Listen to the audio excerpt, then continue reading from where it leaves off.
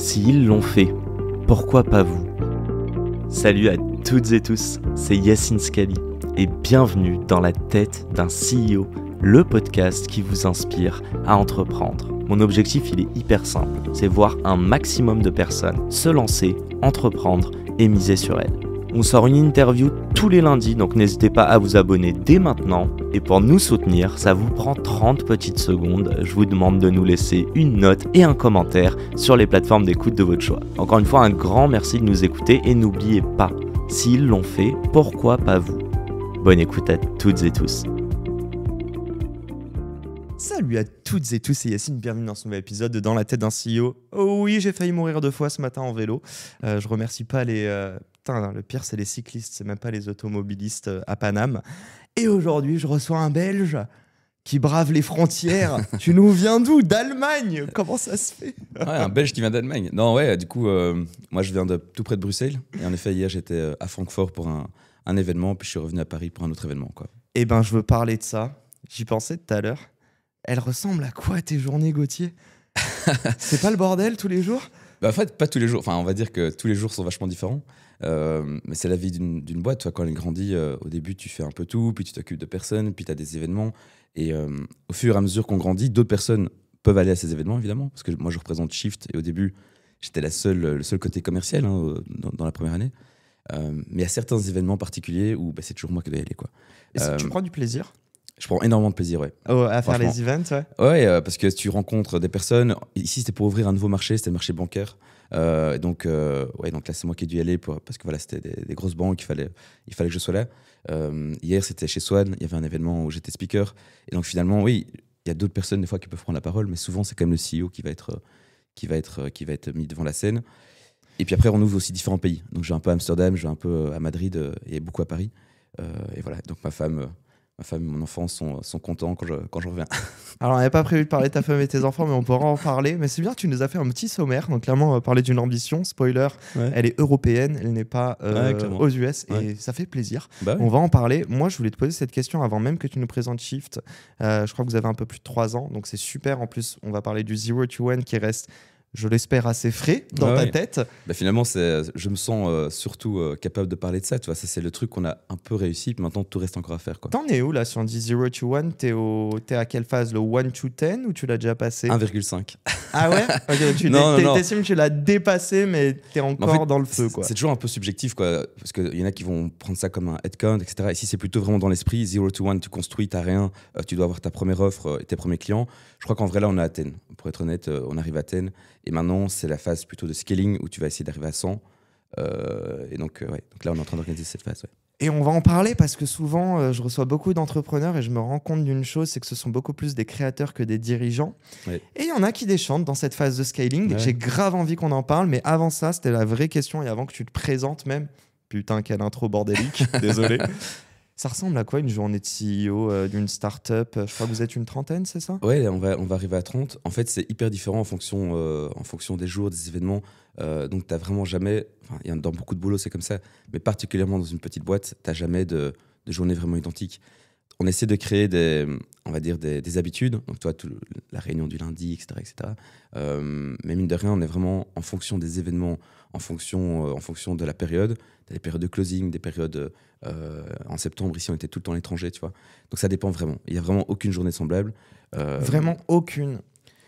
Je dirais les journées les plus semblables, ce sont les journées où si je suis à Bruxelles et j'enchaîne des réunions donc clients. Le lundi, quoi. Le lundi est assez... Ou alors simplement enchaîner des meetings en étant à Bruxelles, tu vois. Et un meeting, je dis prospect, etc. Tout en organisant la boîte. Ça, c'est une journée, on va dire, standard. Par contre, il y a énormément d'autres journées, notamment parce que je m'occupe et des invests et un peu de marketing, des partenariats, du go-to-market à l'étranger, tu vois. On le sait, donc du coup, quand on est une trentaine, qu'en effet, on continue à gérer pas mal de tâches, à gérer pas mal de casquettes. Déjà, est-ce que tu prends du plaisir à passer du coq à l'âne au quotidien, à passer d'un sujet à l'autre? Et surtout, tu peux me dire un petit peu, c'est quoi les sujets soit ceux que tu as adorés dès le départ, mais aussi ceux que tu as découverts, ou pour lesquels tu as découvert une passion peut-être? Ouais, alors du coup, moi, dans mon expérience précédente, j'étais un sales. Donc, je m'occupais justement déjà de lancement d'autres pays pour une société belge. Et donc, moi, ce qui me drive, c'était le côté sales, quoi. Donc, dès le départ, ça, c'est naturel. J'adore aller à des événements, faire de la vente. C'est vraiment, voilà, c'est mon ADN.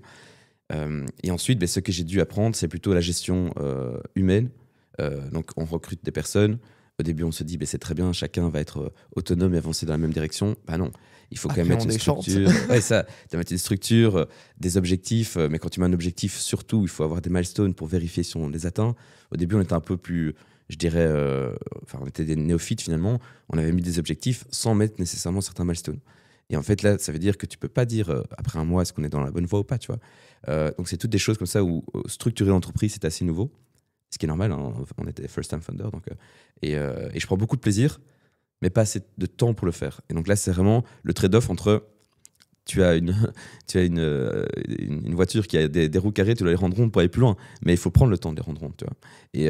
Et en fait, c'est juste ça où, en tant que CEO encore très hands-on, il faut prendre le temps d'organiser la boîte pour qu'elle aille plus vite, plus loin. Et donc, c'est ça, je dirais, le gros challenge que j'aime bien en soi, toi, mais qui est changing. Je veux juste parler d'une mini parenthèse. D'ailleurs, je creuse tout le temps dans les réponses qu'on me donne. J'ai dit une question, en fait, c'en est 5 en une. On présentera Shift à la fin, quoi. Exactement. Et by the way, voilà ce qu'on fait. Non, juste après. Juste savoir, l'humain. Ouais. Déjà, est-ce que c'est la tâche la plus dure, la plus complexe que tu n'avais pas anticipée? Mais est-ce qu'aujourd'hui, tu es aussi capable de dire que c'est la raison qui fera qu'une entreprise marche ou pas? En tout cas, la tienne. Ouais, exact. Enfin, toute startup tech, en tout cas, la tech, c'est de l'humain, quoi. Donc, derrière, c'est des humains qui codent, c'est des humains qui ont de l'ambition, c'est des humains. Donc, c'est que ça. Et une entreprise, de manière générale, c'est que ça. Okay. C'est que des relations humaines qui font que ça marche bien et t'as un projet commun et t'avances. Donc, c'est la raison d'être de la boîte. C'est ce qui fait qu'on se lève chaque matin. Quand t'es au tout début, tu dois vendre à des clients, à des investisseurs, mais au tout début, tes premiers employés, tu dois leur vendre aussi le projet, quoi. Quand t'es pas connu, personne ne vient postuler chez toi. Donc, tu vas les démarcher, tu dois les convaincre que ta petite boîte... dans un placard à balai, tu vois, que tu peux les convaincre que tu as en fait une grande ambition et qu'il faut nous rejoindre. En fait, tu vends aussi aux premiers employés et puis après, il faut structurer derrière. Mais finalement, tout est humain. Et donc, le seul truc, c'est qu'en effet, quand tu grandis, tu as plein de petites frictions qui peuvent arriver sur une personne ou l'autre parce que voilà, il y a des je sais pas moi, des relations avec ou des attentes de l'un qui n'ont pas été accomplies. Enfin, voilà. Donc, c'est juste pouvoir à un moment prendre le temps pour chaque personne. Parce que tu vois l'organisation comme un grand truc, mais en fait, c'est chaque personne doit être prise en considération, doit se sentir...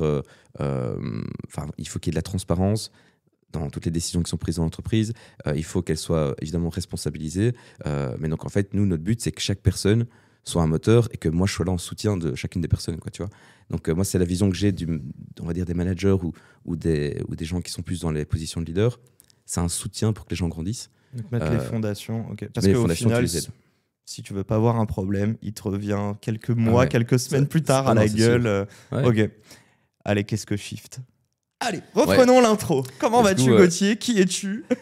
Du coup, Shift, nous, ce qu'on fait, c'est qu'on va aider des éditeurs de logiciels surtout, donc ce qu'on appelle des B2B SaaS, des fintech, des néobanques, à s'intégrer à d'autres logiciels. Et ces logiciels-là, ceux qu'on intègre, ce sont tous les logiciels financiers des PME. Donc, quand on dit ça, c'est de l'e-commerce, des caisses, de la compta, de la facturation. Donc, chaque PME, en fonction de son secteur, un restaurant, ce sera une caisse.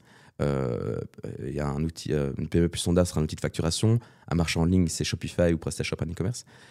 Et toute société a une compta. Donc nous, on va aider, par exemple, un outil de compta à prendre les données de tous ces outils de gestion ou des outils de gestion à les pousser en compta. Et le truc, pourquoi c'est intéressant, c'est parce que si je prends, par exemple, la comptabilité, en France, tu as 10 acteurs de compta. En Belgique, tu en as 10. Aux Pays-Bas, tu en as 10. Et donc, si tu as un peu d'ambition pour ta fintech, tu te dis, très bien, moi je fais tout ça, je fais des factures, tout ce que tu veux. À la fin, je dois pousser en comptabilité pour aller au bout du flux. Je dois faire 10 intégrations en France, mais si je vais en Belgique, je recommence. Et du coup, nous, ce qu'on fait, c'est on fait en fait une porte d'entrée unique pour tous les logiciels d'une même famille.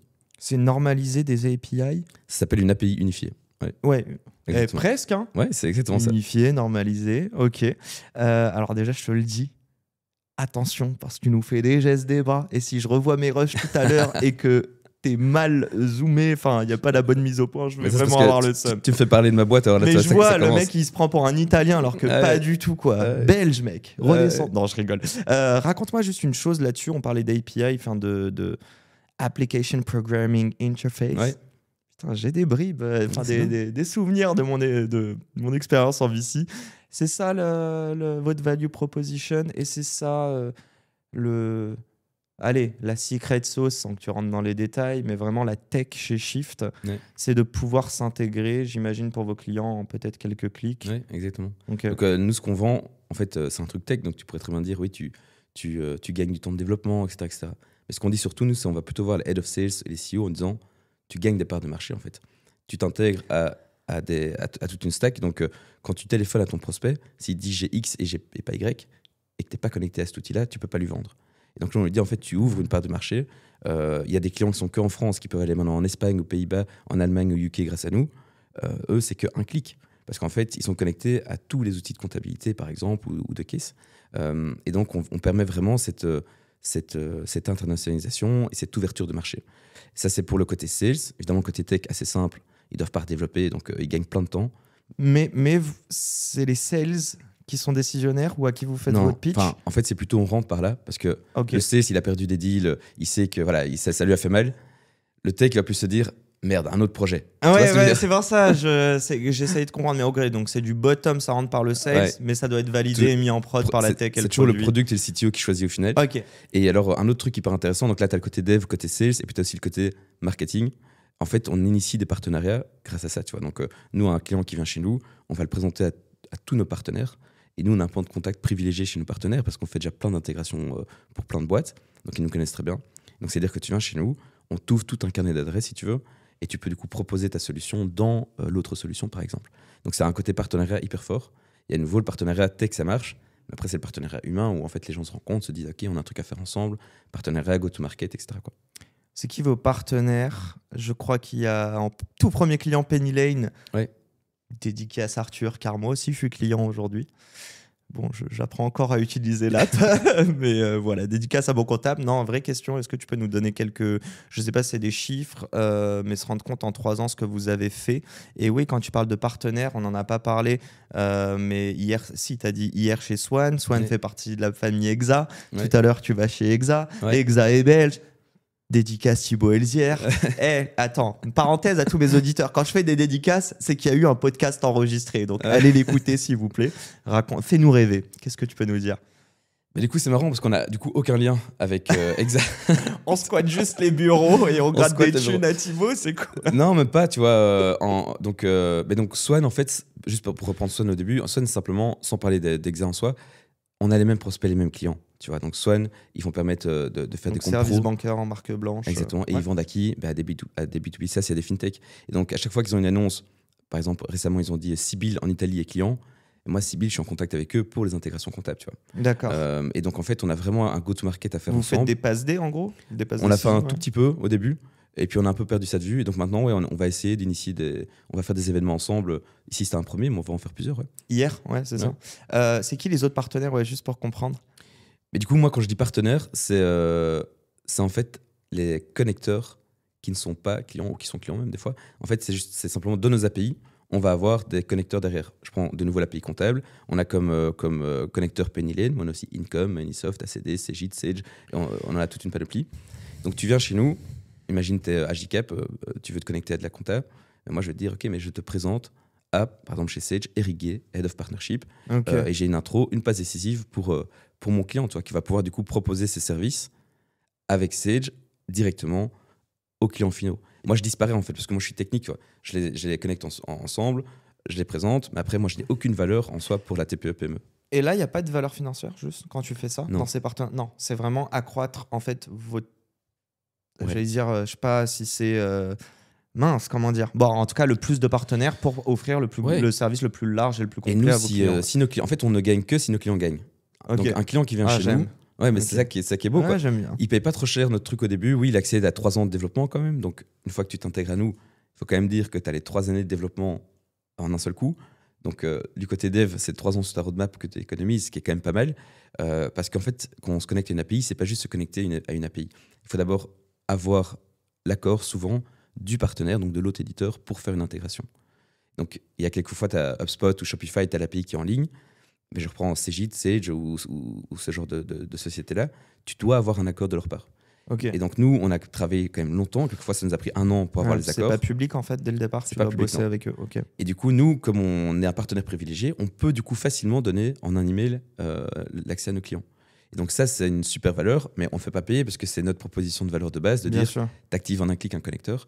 Et en fait, si nos clients gagnent, on gagne parce qu'on a un fee de base, parce que tu accèdes à une plateforme de développement, etc. etc. Il y a plein de trucs hyper cool là-dedans. Il y a un variable en fonction du nombre de connecteurs que tu utilises. Même pas connecteur. Nous, ce qu'on dit, c'est tu actives tous les connecteurs parce que si tu as un seul client qui a un connecteur, qui a un besoin, voilà, et toi, il est dans la proposition de Shift, en un clic, tu l'as. Ce serait trop dommage de devoir payer en plus, etc. Où tu te dis est-ce que je le fais, est-ce que je le fais pas. Nous, tu accèdes à tous les connecteurs. Il y en a certains qui sont premium parce que c'est des trucs installés en local, complexes, etc.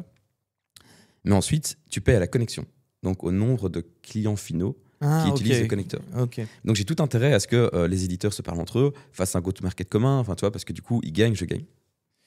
Very clear. Viens, on prend 10 steps de recul. Je veux te parler du 0 to 1.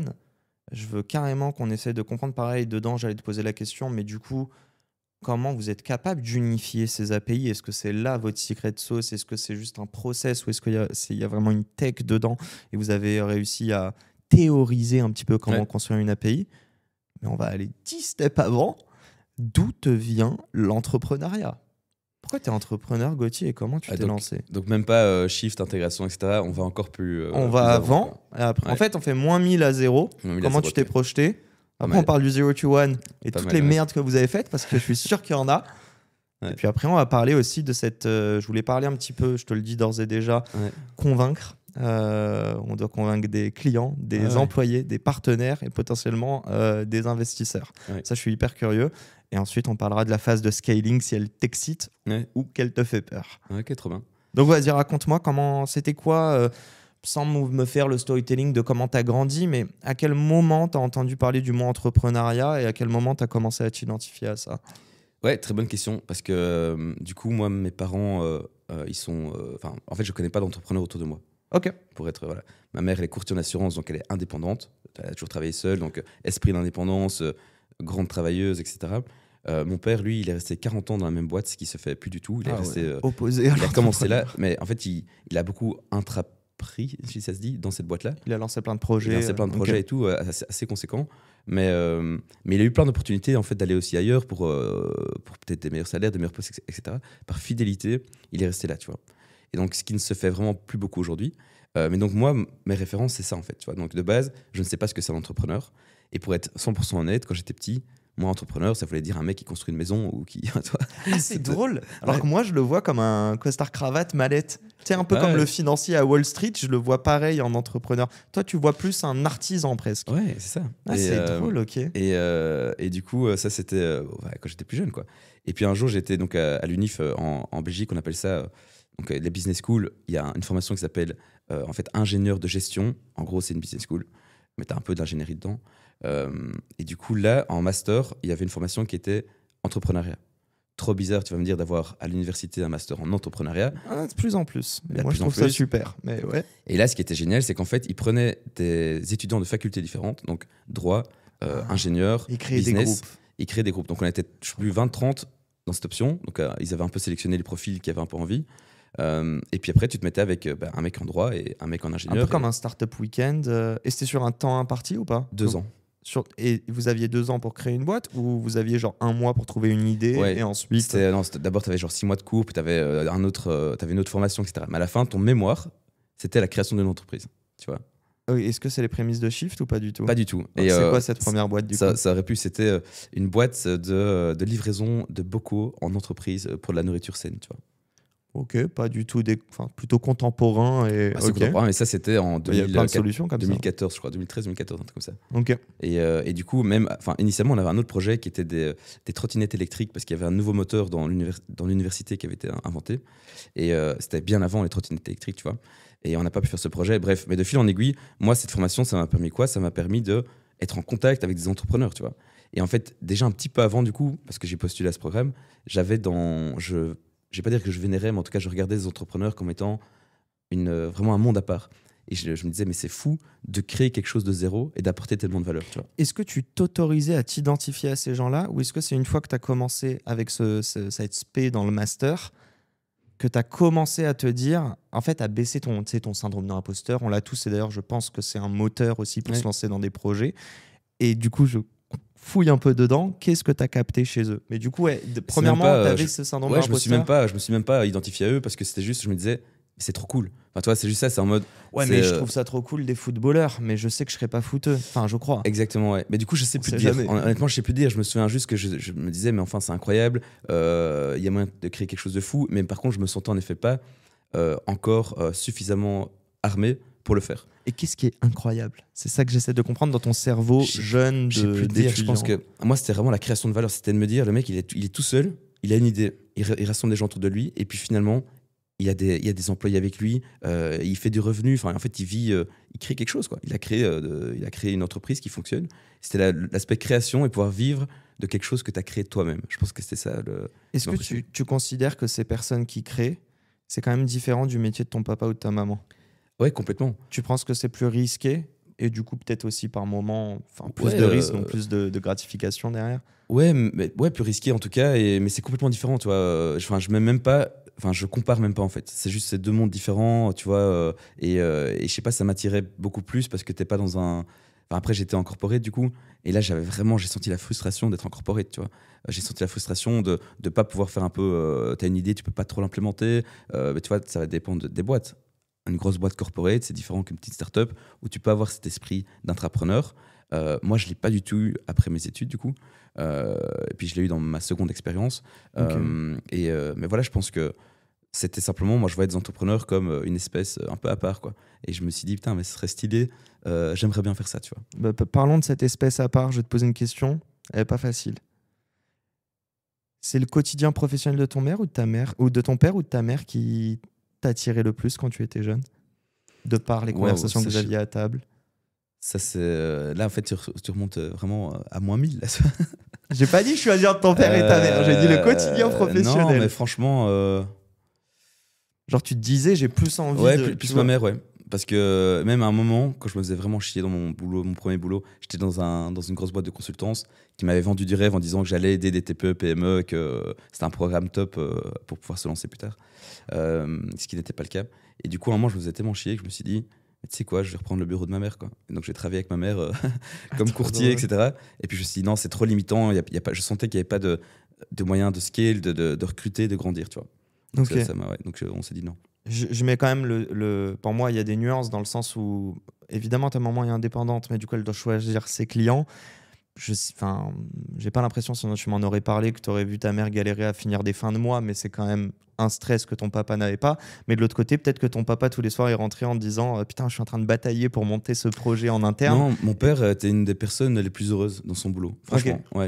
Épanoui. À part peut-être toi, les quelques dernières années où peut-être que ça va un peu changer, mais franchement pendant je veux dire 38 ans peut-être, il a été super épanoui, quoi. Et c'est justement un exemple de dire mais attends, c'est possible en fait, tu vois. C'est possible de se sentir bien dans un boulot, même pendant presque 40 ans, quoi. Ouais.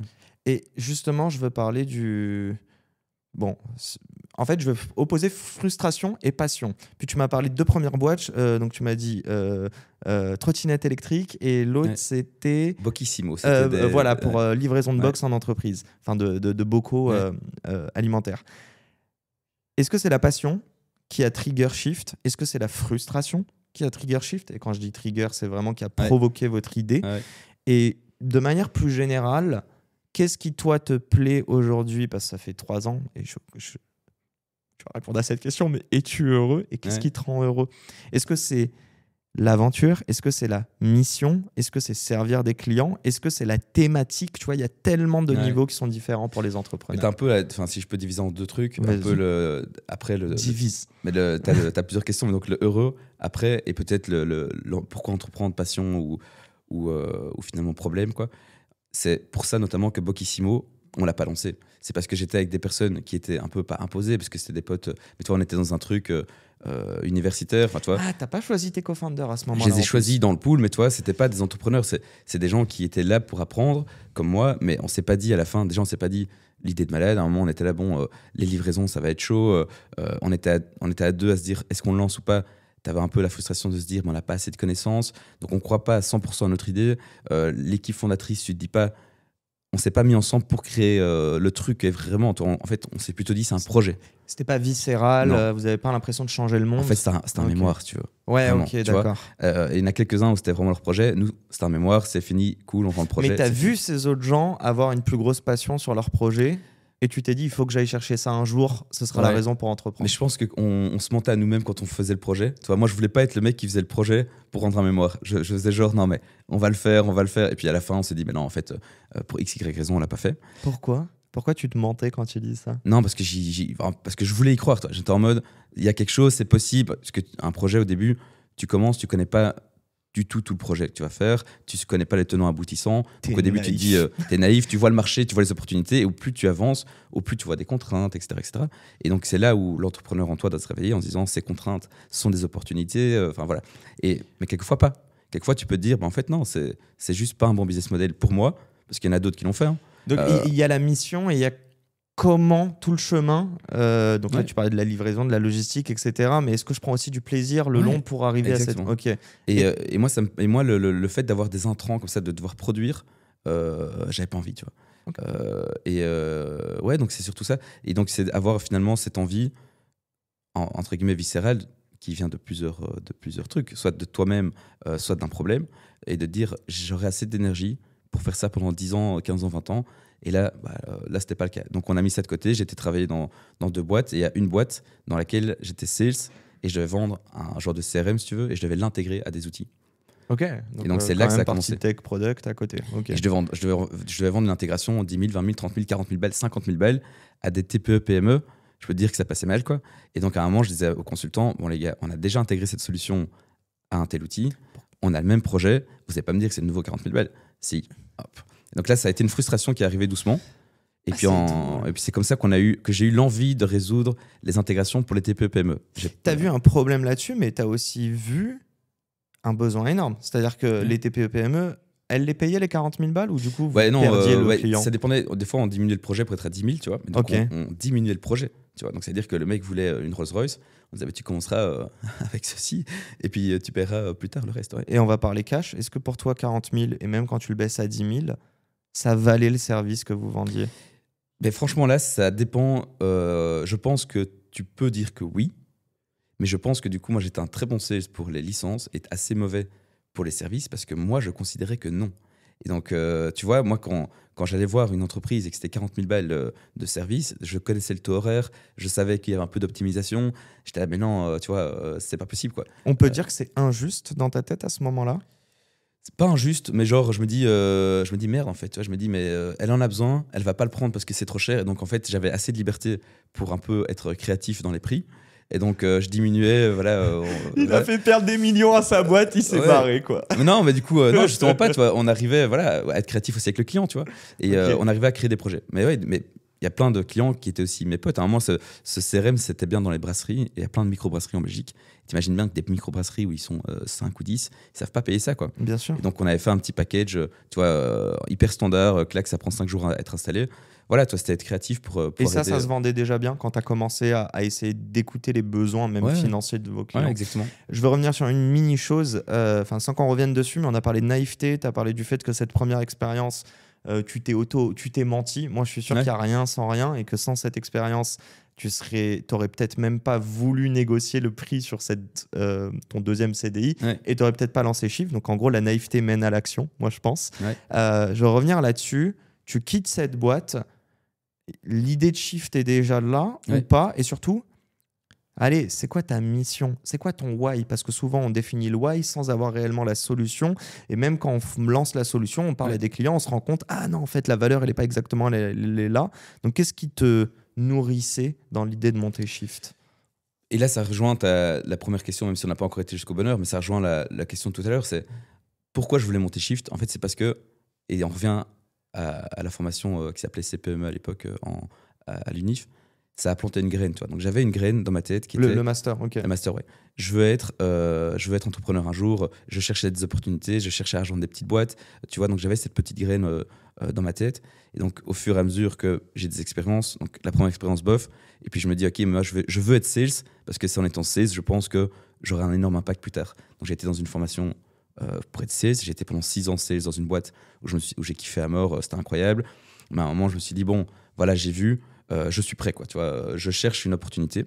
Et en fait, depuis le début, ce que je t'ai pas encore dit, c'est que je connaissais déjà mes associés. C'était des collègues? C'était des potes. Donc, ok. Henri Herto, donc le CTO, je le connais depuis que j'ai 10 ans. J'étais à l'internat avec lui. On était à l'internat en Flandre ensemble pour apprendre le flamand. C'était le cliché du geek ou pas? Pas à l'époque, mais par contre, c'est vrai que le premier livre qu'il a reçu à la Noël à 12 ans, c'est un livre du NIF pour recoder, donc c'est quand même un petit peu un geek. Mais à de 12 base, ans, on peut dire que c'est un geek. C'est un geek, mais de base, il est pas geek. Il paraît pas un geek. Okay. Mais c'est vrai rien de péjoratif geek, ça veut juste dire que quand on est jeune, on a une passion qui, qui est tech, qui est. Il a une méga passion. Ouais. Il peut passer des heures sur une thématique. C'est ça que j'appelle être geek. Mais à nouveau, lui, il a fait ingénieur de gestion. Donc, il a fait une genre de business school avec une orientation IT. Il a pas fait une formation pure tech, tu vois. Oh, il a dû trouver ça bullshit, non? Je pense en partie, ouais. C'est pour ça que c'est assez facile pour lui. Mais non, mais du coup, lui, je l'ai rencontré quand j'avais 10 ans. On était dans la même classe ensemble à 10 ans, quoi, tu vois. Okay. On comprenait rien parce que c'était en flamand. C'était pour apprendre le flamand, quoi. Bref, donc là, je l'ai connu. Et puis après, on a coloqué ensemble à l'UNIF, quand même pendant. Et puis après, on a coloqué ensemble par la suite. Et l'autre associé, c'est son petit frère que j'ai appris à connaître un peu plus tard, mais on a aussi coloqué ensemble. Putain, intéressant ça. Ouais. T'as pas eu de mini a priori en te disant je m'associe avec deux frères? Non. Bah, parce que je les connais tellement bien, tu vois. Ok. Je fais partie. On fait partie vraiment, on se connaît par cœur, quoi. Et en fait, c'est en les connaissant par cœur que j'ai eu peut-être un mini a priori à un moment en me disant, tu vois, dans la théorie, ils sont deux, je suis seul, machin, au tout début. Mais c'est même pas vrai.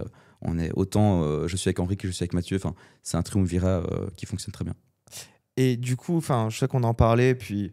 Classique Yacine qui te pose 50 questions, tu voulais parler du bonheur et du coup... Mais même juste avant ça, ouais. le drive, donc, ouais. de pourquoi se lancer. Et donc moi, personnellement, donc, je connaissais Henri et Mathieu. Je savais qu'Henri était mon alter ego, donc il est tech, je suis business, on s'entend super bien, donc on voulait monter une boîte ensemble. Et puis il comprend un peu le côté business, vu de ses études, exactement. etc. Okay. Et ça, c'est super important. Et on voulait monter une boîte ensemble, donc on a essayé plein d'autres petits projets. Mais tu vois, des petits projets où on essaye, on fait un mini PowerPoint, on va avoir trois prospects et on arrête parce qu'en fait, on avait de nouveau pas le drive sur les projets. Donc on était chacun employé, très bien, le soir, le week-end, on se réunissait. Et on a fait ça pendant 2 ans, quoi. Des réunions start-up, on réfléchit à des idées. Ah tiens, la population vieillit, qu'est-ce qu'on peut faire? Ah tiens, au restaurant, payer, c'est un peu chiant, qu'est-ce qu'on peut faire? Tu vois, tous des problèmes. Et un jour, je vais avoir 30 ans, j'avais 29 ans, je crois. Et j'avais été admis pour aller aux États-Unis dans un programme, si tu veux, pour aider des boîtes belges à s'internationaliser. Ouais. Et à ce moment-là, je dis attends, si je pars, t'es au courant que je suis parti pour un petit moment, tous nos projets qu'on essaye là de réfléchir, on ne les fera pas. Allô, quoi. Okay. Du coup, il faut lancer un truc. Et à ce moment-là, on se met vraiment en mode il faut lancer. Et c'est là où, en fait, le problème des intégrations que je vivais depuis quelques années, je me suis dit, mais attends, moi, ça, c'est un vrai problème. Et lui, à ce moment-là, arrive avec une plateforme qu'il avait créée le week-end avec son frère. Je connaissais un peu de loin la plateforme, mais ça me paraissait pas un truc encore hyper intéressant. Il me la présente. C'est une plateforme qui n'était pas trop faite pour les intégrations encore à ce moment-là. Ok. C'était, voilà. Attends, il l'a faite en fonction de ton idée? Non. Ou même pas? Ah non, un hasard, quoi. Pur dev, tu vois, eux...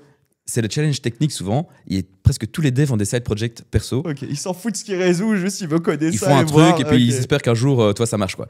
Et franchement, beaucoup de devs font ça, quoi. Et ils montrent ça. Et là, je fais le lien entre, mais attends, cette plateforme, avec mon besoin dans ma boîte, ça va être incroyable, quoi. Et donc, on se dit, les gars, c'est ça.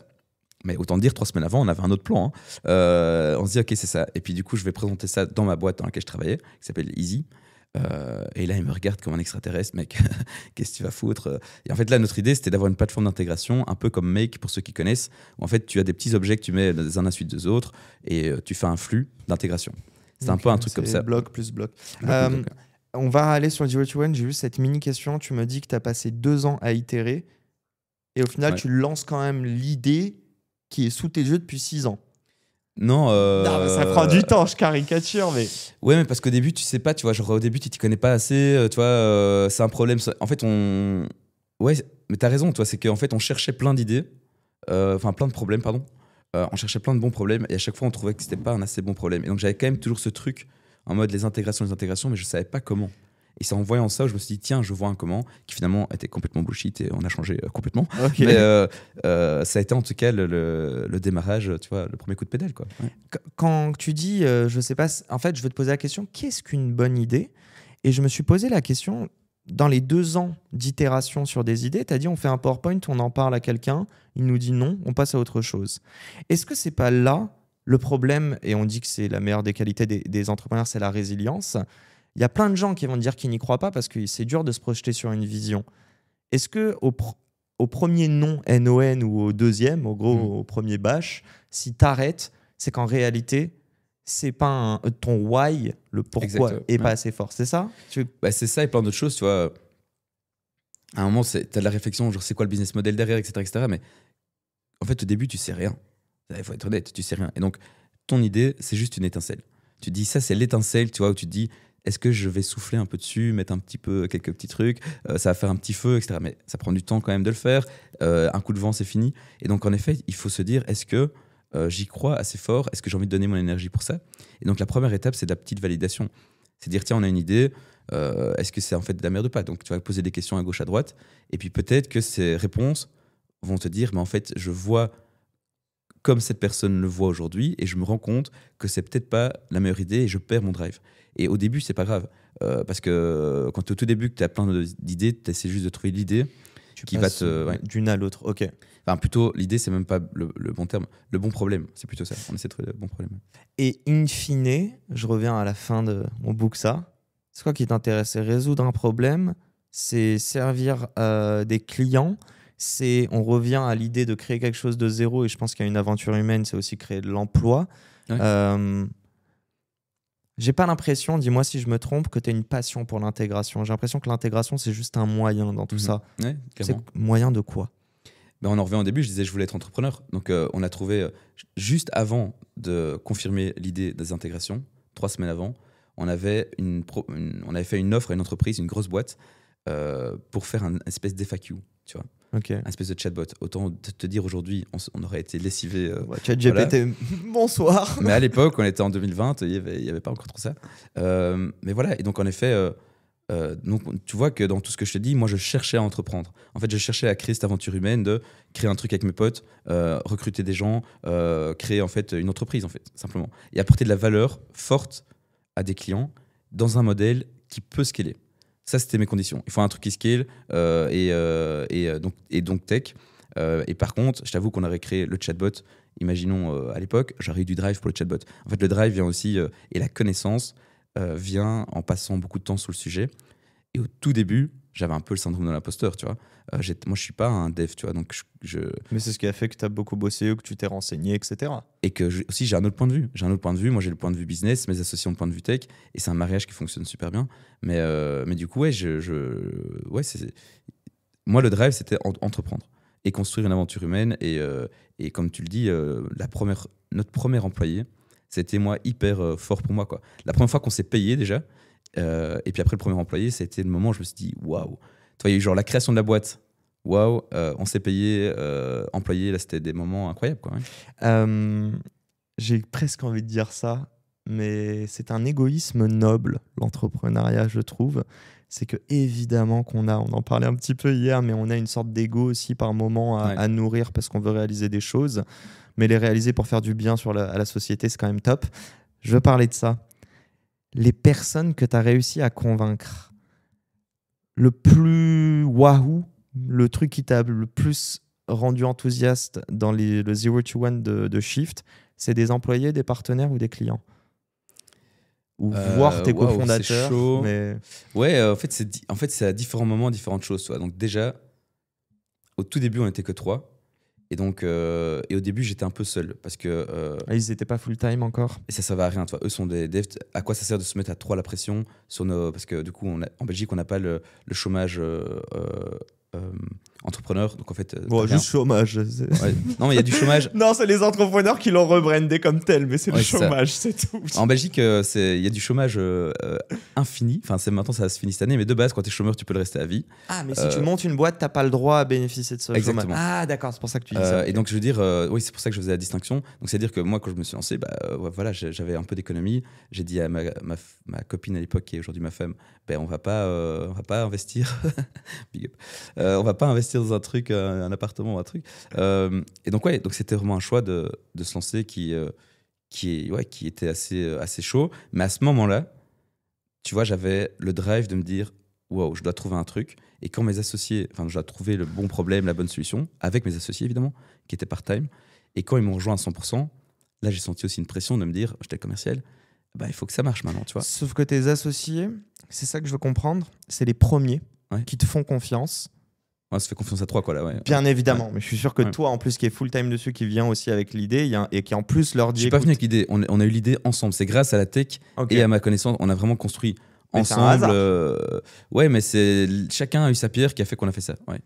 Ce que je voulais dire, c'est que le fait qu'eux te suivent, je pense au fond que ça met une petite pression, mais je pense que ça met aussi la pression d'un gros partenaire qui décide de suivre et d'être le premier à suivre une solution tech novatrice, et aussi des employés, pire, des gens qui commencent leur carrière. Ce que je te disais, c'est que ça dépend, il y a différents moments. Donc mon premier moment, c'était ça. Le deuxième moment, c'est en effet quand on a notre premier client. On n'avait pas encore de société. Donc on a d'abord signé des clients sur notre première idée. On leur a dit, les gars, on vous facturera plus tard quand on crée la boîte. Donc, ça a pris 6 mois avant qu'on les facture. Okay. Et puis après, cette première idée quand tu dis ça? Donc, c'était la plateforme d'intégration avec un flux. Et on pensait qu'on allait pouvoir vendre ça à des intégrateurs, donc des sociétés qui font du service. D'accord. Et qui puissent réutiliser un flux qu'on leur a déjà fait ou qu'eux font. Ils font du copier-coller. Et donc, au lieu de faire 10-20 jours de service, comme dans mon ancienne boîte, c'est plus que 2 jours de service. D'accord. Mais si tu arrives à vendre la valeur et que tu le vends à 10 jours, très bien, mais tu n'en as fait que 2. Ça, c'est notre première idée. Mais sauf que toutes les boîtes nous disaient, faites-le vous. Donc, on se retrouvait à nous-mêmes utiliser notre propre plateforme pour faire des projets. Donc, on devenait une société de service, ce qui n'allait pas. Donc, on a dit, OK, on continue de chercher. Et moi, pendant 6 mois, j'ai vraiment questionné le marché, des softwares, donc des éditeurs de logiciels, des intégrateurs, des DSI, enfin n'importe quoi, en disant, c'est quoi le problème des intégrations? Et c'est là où, du coup, Virtuosa et Penny Lane, qui sont nos 2 premiers clients. Virtuosa, c'est un outil dans le BTP, un SaaS dans le BTP. OK. On a montré un peu la plateforme qu'on avait, etc. Ils ont dit, mais en fait, on s'en fout. Moi, ce que je veux, c'est l'outcome. Je veux le résultat. Je veux être connecté à votre API unifié. On ne savait même pas que ça s'appelait comme ça. Mais en gros, on avait créé un modèle dans nos flux pour se connecter à tout d'un coup. Et donc, c'est ça qu'ils ont dit, moi, je veux ça, en fait. Alors que ça, tu ne le vendais pas. C'était intégré, mais tu n'as pas intégré compris. En back-office, ouais. Hyper important. Donc, poser des questions hyper neutres. Tu as dit juste avant, c'est quoi le problème? En fait, ça, c'est une bonne question plutôt que est-ce que ma solution te correspond? Et c'est comme ça que tu te rends compte qu'en fait, tu n'avais pas mis le curseur sur la bonne valeur dans toute ta solution. Et le Virtuosa en question, on l'avait vu 1 an avant, tu vois. Parce qu'au tout début, on l'avait vu en disant, tiens, on a une idée, ce que je connaissais, c'est un ancien collègue, comment on pourrait régler la situation chez toi, tu vois. Et finalement, quand on lui a proposé de faire du service, il a dit non merci. Et c'est quand on lui a montré qu'on avait une plateforme qui était déjà live, parce qu'on avait déjà des clients directs, on avait fait un projet, tu vois. On lui a montré après un PowerPoint, voilà comment ça fonctionnerait si on sort ça de la plateforme d'intégration. Et puis après, voilà, on a essayé, ça marchait. Penny Lane, c'est Arthur Waller sur LinkedIn, je le ping en disant, tiens, je vois que vous avez des intégrations. Je ne connaissais pas Penny Lane. Et j'allais dire, et lui, il ne te connaissait pas? Je ne connaissais pas. Tu vois, moi, j'étais en Belgique, voilà, je vois des intégrations sur son site. Et en fait, à cette époque-là, pendant 6 mois, j'ai fait de l'outbound en suivant de même test, le test de maman. Ça me parle. C'est quoi? Attends, c'est incroyable. Donc, si jamais tu veux lancer un projet, il faut passer par là. Tu dois lire ce truc. Tu tapes ça PDF gratuit en ligne, tu l'as. Le test de maman, en fait, c'est une manière de poser des questions. C'est une manière de faire une interview pour faire du discovery. Parce que si tu arrives avec toute ta volonté, ton énergie dans le call, tu biaises en fait. Tu dis, ben voilà ce que j'ai, est-ce que c'est bien? Le mec devant toi, il va te dire, il n'ose pas dire que c'est pas bien. Et en fait, c'est comme ta maman qui te dirait, c'est bien mon fils, tu vois. Et donc en fait, il faut pas faire ça. Il faut arriver en disant, en entonnoir, essayer de poser des questions les plus ouvertes possibles, sans rien pousser, pour découvrir le problème de ton interlocuteur. Et quelquefois, ton problème va être complètement, le problème qu'il va te dire est complètement différent que ce que toi tu veux faire. C'est pas grave, tu recommences. Et donc, c'est en faisant des mêmes tests pendant 6 mois qu'à un moment, je suis arrivé devant notamment Dominique Pellegrino et Arthur Waller. Et puis Arthur m'a dit, les intégrations, on parlait de ça de manière générale. Il m'a dit, c'est les caisses. Je veux me connecter à des caisses, c'est le bordel, j'y arrive pas. Les caisses enregistrées. Les caisses enregistrées, ouais, pour les restos surtout à l'époque. Et puis du coup, nous, on a une plateforme. On a une API unifiée sur la compta déjà, tu vois, même si on ne savait pas que ça s'appelait comme ça. Donc on l'a dit, attends, on va faire un test. On a pris 2 caisses qui étaient avec une API ouverte. On l'a testé, on l'a montré. Et c'est parti. Il dit, ça marche, c'est parti. Donc être à l'écoute permet de... J'ai même pas envie d'appeler pivoter, j'ai juste envie de dire d'ajuster. Et c'est un ajustement, de viser droit dans le mille. On a créé la boîte du coup après, tu vois. Donc tout ça s'est passé en février-mars 2022. Et on a créé la boîte en avril. Quand on s'est dit, tiens, donc autre moment fort, on a des clients quand même importants qui nous font confiance. Là, on a créé la boîte, on les a facturés. Et puis on s'est dit, en fait, les gars, maintenant, let's go. Seulement, on enclenche la première. Là, on est un peu en neutre à ce moment-là. On met la première, tu vois. Ouais. Je veux juste savoir, tu parles un petit peu de la timeline. Si tu peux m'en parler un peu, tu disais que vous avez fait 0 to 1.5, 1,5. Ouais.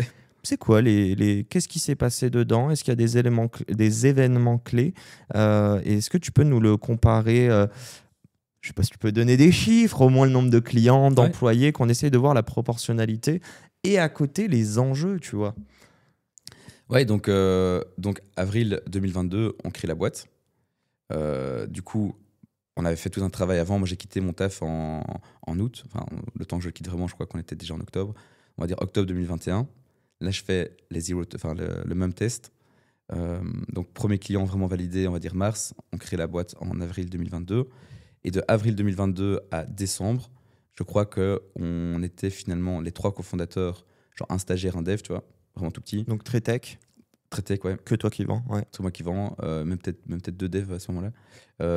Et on n'avait que 6 clients, dont les 2 premiers, Virtuosa et Penny. Et je me demande même si je compte pas les faux clients, toi, ceux qu'on avait encore, toi, de la première plateforme.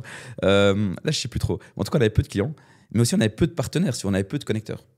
Et en fait, nous, le truc, c'est que c'est un peu de l'offre et de la demande. Bien sûr, c'est un peu comme une marketplace, quoi. Ouais. Si j'ai le connecteur difficile, un truc pour attirer l'autre. Ouais, bah, tout le monde vient, tu vois. Et là, on n'avait pas les connecteurs difficiles.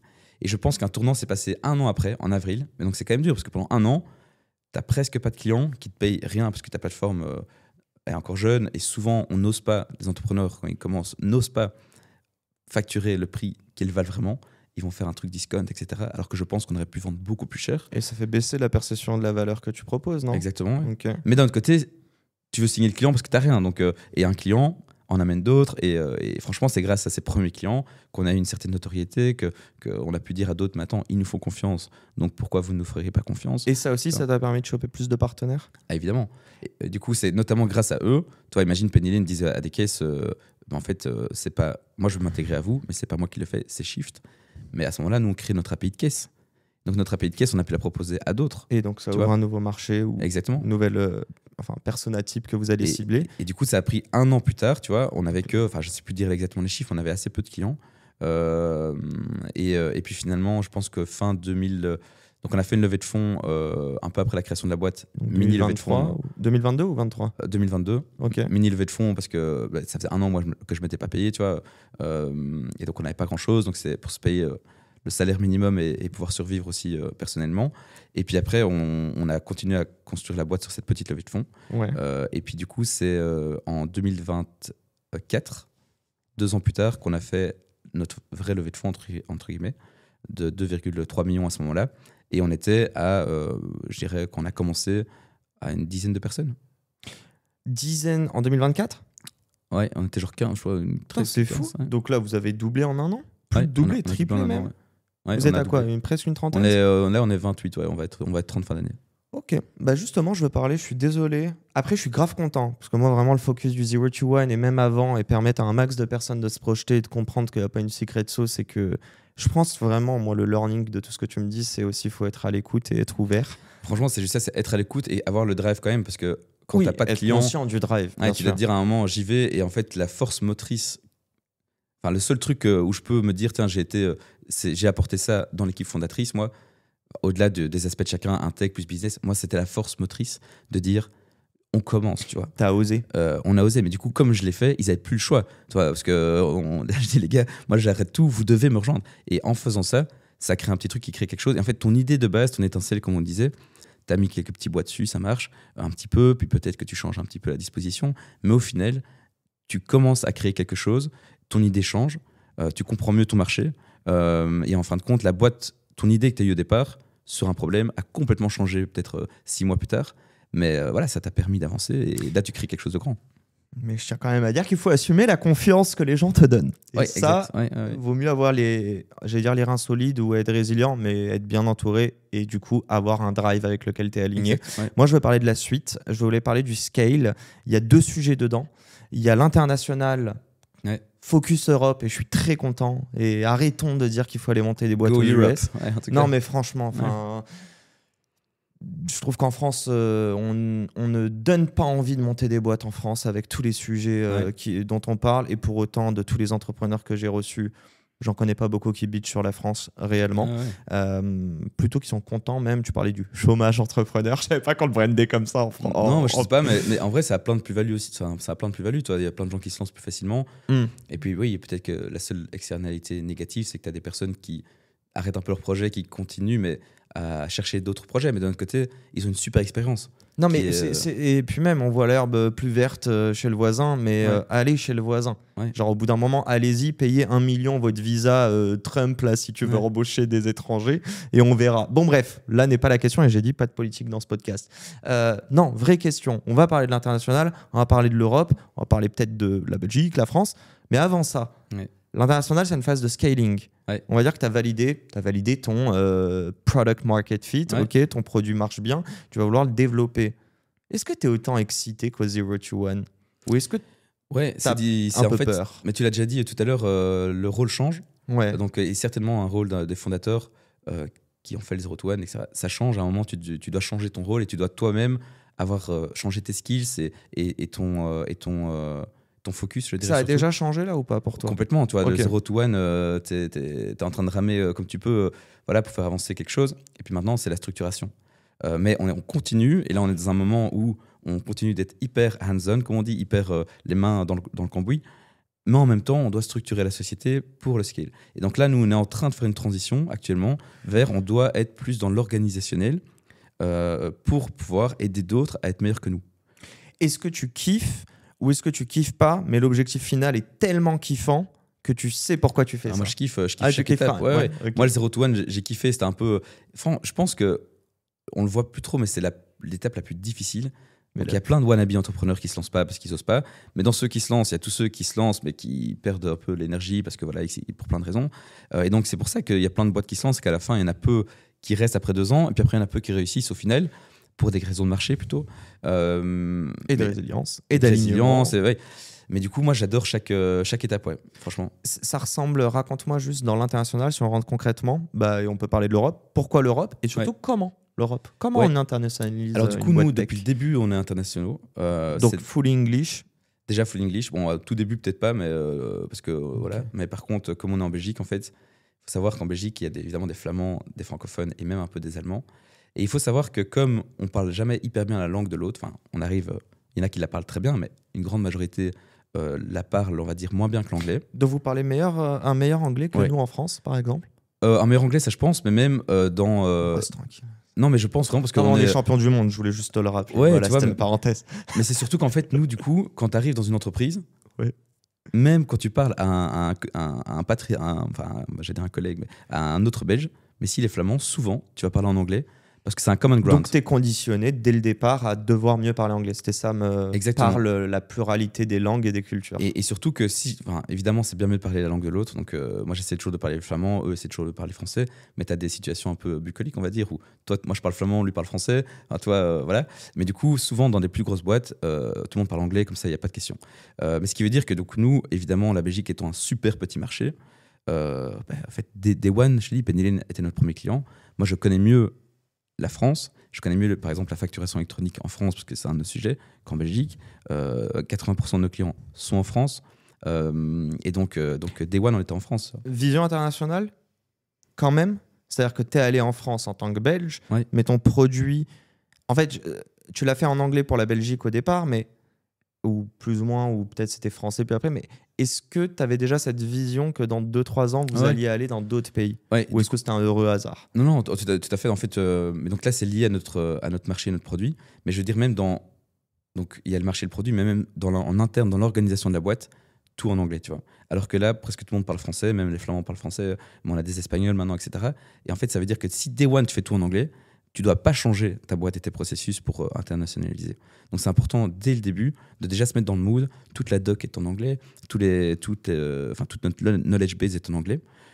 Et nous, si tu veux, dans ce qu'on fait, des intégrations, justement, pourquoi personne ne fait ce qu'on fait en Europe, où il y en a certains qui essayent mais qui ne le font pas encore super bien. Et par contre, on a beaucoup de concurrents au UK-US. Et pourquoi? C'est parce qu'au UK-US, tu as quelques connecteurs dans une famille et c'est tout. Je veux dire, par exemple, si on reprend la compta, pour ceux qui connaissent un peu, tu as Xero, QuickBooks, des boîtes comme ça. Mais tu en as 4, tu as 90% du marché. Okay. En Europe, la France a 10 outils, la Belgique a 10 outils, l'Italie a 10 outils, l'Espagne a 10 outils. Donc c'est beaucoup moins oligopolistique, quoi. Donc le problème, c'est qu'il y a beaucoup plus d'efforts à faire de notre côté pour des marchés plus petits.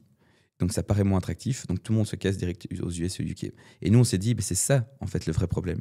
C'est que du coup, si on arrive à faire une API unifiée, il n'y a plus de barrière pour une société française pour aller en Belgique, au UK ou en Espagne. Si elle travaille avec nous, il n'y a plus de barrière, en tout cas dans la partie intégration.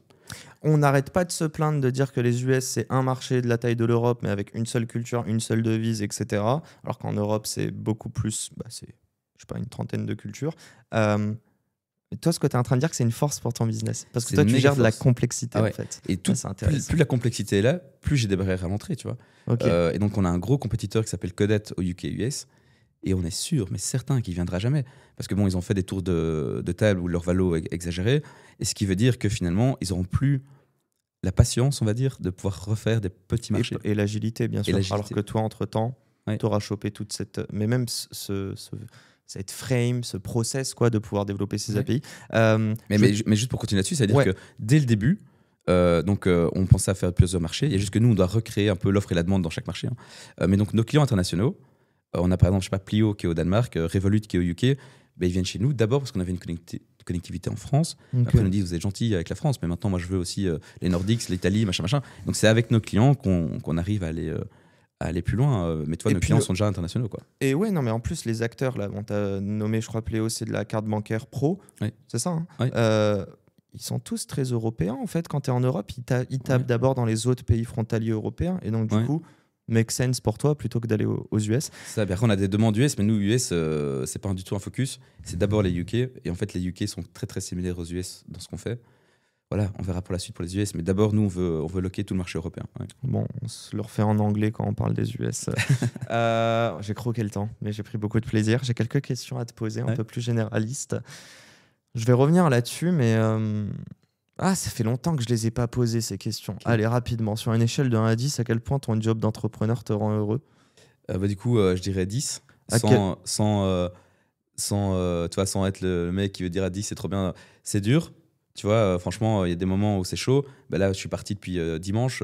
Tu vois, j'ai dû quitter, on avait un événement de famille, je l'ai quitté en plein milieu. Quel mytho, il est content, il est pas avec ses enfants. Ouais, c'est vrai, là. Je peux dormir. J'ai dormi jusqu'à 8h30 ce matin, c'était incroyable. Tu vas pas me la faire, Gauthier, il est arrivé à une minute de retard. Non, mais tu vois, genre, je veux dire, ça, c'est... voilà, évidemment, tu as un impact. Work-life balance, ça n'existe pas. Tu vois, c'est work full. Et par contre, il faut trouver une harmonie là-dedans. C'est-à-dire qu'il faut être conscient qu'il y a des moments où voilà, il faut arrêter de travailler, il faut aller dans sa famille, il faut être 100% dans chaque cas. Et moi, j'aime bien dire work-life balance, impossible, harmonie, possible. Et donc, tant qu'on trouve cette harmonie, on peut rester dans la durée. Mais donc, j'adore. C'est ça je ne serais jamais faire autre chose. Je serai entrepreneur toute ma vie, tu vois. Ouais. C'est magnifique. Du tac au tac, en revanche. Donc, réponds-moi rapidement. Et là, c'est le bonheur d'avant. Non, mais t'inquiète. Moi, tu m'aurais fait cette question. Je ne sais pas répondre du tac au tac. Okay, tac au tac. Bon, donc, on a dit sur une échelle de 1 à 10 à quel point ton job te rend heureux. Sur une échelle de 1 à 10, à quel point ton job te rend riche ? Là, plutôt 2. Ok. Sur une échelle de 1 à 10, à quel point ton job, tu considères, est difficile au quotidien ? C'est hyper subjectif la difficulté. I know. Mets-moi un 6. Okay, c'est un podcast très subjectif aussi, c'est le principe. Et dernière question là-dessus, sur une échelle de 1 à 10, à quel point tu considères dans ton job d'entrepreneur que tu es utile pour notre société ? C'est pas exactement pareil que le bonheur. Ouais, exact. Je mettrais un 7-8. Okay. Et pourquoi ? Parce que je suis hyper utile pour mes clients. Je suis hyper utile pour les TPE, PME, elles sont plus efficaces.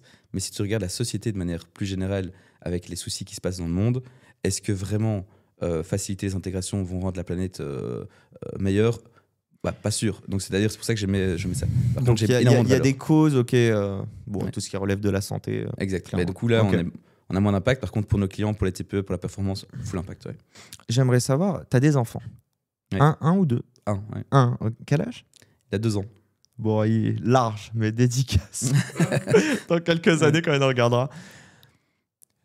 C'est quoi ce que tu aimerais lui dire, lui, pour qu'il puisse réaliser ses ambitions professionnelles qu'elle soit entrepreneuriale ou pas, mais en tout cas qu'il puisse vivre de sa passion. Allez. Mais je crois qu'il faut vraiment pas dire grand-chose en fait. En vrai, je pense qu'il faut supporter. Un peu comme le truc de manager qui supporte. Je pense qu'il faut supporter. Supporter, c'est pas un bon terme, soutenir. Mais il faut soutenir. Il faut soutenir dans ses choix et évidemment guider un maximum au début, inculquer des bonnes valeurs. Mais des bonnes valeurs, c'est du respect, c'est des choses comme ça. Donc je pense que c'est assez simple. Il faut laisser faire tout en étant derrière pour soutenir les décisions. Et c'est ma dernière thématique. On va prendre 2-3 minutes là-dessus. Est-ce que tu considères qu'en Europe, on a un état d'esprit, une culture entrepreneuriale? Ça, c'est la première question. Oui ou non? Oui, je pense que beaucoup plus qu'avant. Et je pense que les hubs de demain sont en Europe, vraiment. Okay. Et si je peux juste continuer avec ça, on a un truc incroyable.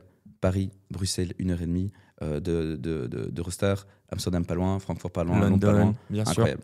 Sûr. Ouais. Donc, on fait mieux qu'avant, hein.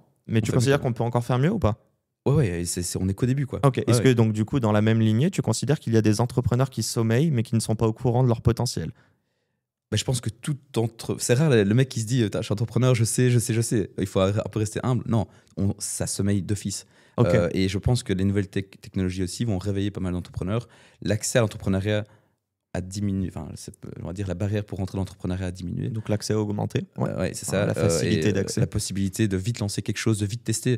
Tu vois, avant, pour faire un mock sur une plateforme, tu devais quand même avoir un développeur. Maintenant, tu as Lovable, je veux dire. Bien sûr. Donc ouais, tu peux bien plus entreprendre. Et c'est ma dernière question. Si on a plus d'entrepreneurs qui sommeillent, qu'on a des infras qui existent aujourd'hui et qu'on a, on peut le dire avec la tech, un côté peut-être un peu sexy. Ouais. Qu'est-ce qui manque à des personnes qui sont encore un peu frileuses? Et quand je dis qu'il manque, ça peut être la société, ça peut être à l'école, dans le cadre éducatif, mais qu'est-ce qui leur manque pour pouvoir se permettre de se lancer et d'apprendre de cette expérience? Ça ne veut pas dire qu'ils vont réussir, mais au moins ils n'auront pas de regrets. Qu'est-ce qui leur manque? Je pense qu'il y a déjà tout en termes d'accompagnement. Il y a plein de structures, tu vois, il y a du financement, même, comme on disait, le chômage entrepreneur, etc. Je pense qu'il manque juste la figure qui t'inspire pour te lancer.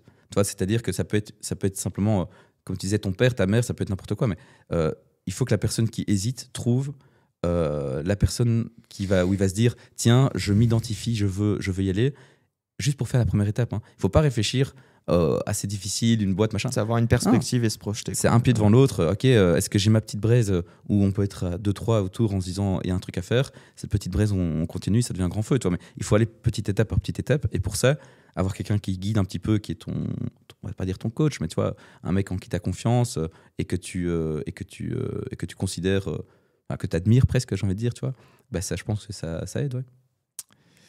Je le dis à mes auditeurs, ils vont croire qu'on prépare et que tu vas que dans bon sens sur, en tout cas, ma mission avec ce podcast. Je suis convaincu qu'on n'a pas besoin de savoir comment. On n'a même pas besoin qu'on nous dise que c'est possible. On veut juste voir des gens qui l'ont fait et sans s'en rendre compte, s'identifier à eux. Et d'ailleurs, tu l'as dit, le plus important, je pense, c'est se projeter et se lancer. Après, tu l'as quand même dit aussi, l'entourage, très important. Ouais. Et je l'ai encore entendu récemment et on me l'a dit, d'aller recontacter des gens auprès de qui je sens que ça m'apporte énormément de réflexion et de confiance. Donc, entourez-vous bien, les amis. Et un grand merci, Gauthier. Et les gars, allez-y, quoi. Il faut pas attendre. Il faut se lancer, quoi. Bougez votre cul. Bah ouais. Moi, j'aime bien terminer là-dessus. Tu vois, je dis un grand merde à toutes les personnes qui entreprennent. Ouais. Mais je vais te laisser le mot de la fin et je te dis d'ores et déjà un grand merci pour ce podcast. Écoute, merci beaucoup à toi pour ce podcast et d'avoir pu partager un petit peu mon histoire. Et simplement, en restant très humble, on a fait un tout petit truc ici, c'est que le début. Mais donc, je pense que chacun peut arriver à faire quelque chose, peu importe la taille, et qu'il faut se donner une deadline. Moi, c'était par exemple mes 30 ans. Vous écoutez ce podcast, tu as envie de te lancer, c'est cette année, quoi. Cette année, fin d'année arrive, il te reste un trimestre. Même si l'idée est une mauvaise idée au final, c'est pas grave, tu auras essayé, tu auras mis les pieds à l'étrier et la seconde sera la bonne peut-être. Mais il faut y aller. J'ai lu ça récemment. Moi, je parle beaucoup de rêves, mais de l'ambition sans action, ça reste un rêve inachevé. Donc, je trouve ça tellement smart de ta part de dire mettez-vous des deadlines. C'est quand tu te mets un peu une épée de Damoclès au-dessus de la tête que si tu n'as pas envie de le faire et que tu procrastines, peut-être que tu n'es pas aligné et ça reste une bonne réponse dans ton avancement. Gauthier, merci. Écoute, avec plaisir. Bon week-end. Et puis à la semaine pro pour un nouvel épisode. Ciao, Salut. ciao. c'est la fin de cet épisode. S'il vous a plu, prenez 30 secondes pour nous laisser un commentaire et une note sur la plateforme d'écoute de votre choix. On a encore des dizaines d'épisodes en stock, donc je vous laisse fouiller. Et d'ici là, n'oubliez pas, s'ils l'ont fait, pourquoi pas vous? Encore une fois, un grand merci de nous avoir écoutés et à très vite pour un nouvel épisode. Ciao.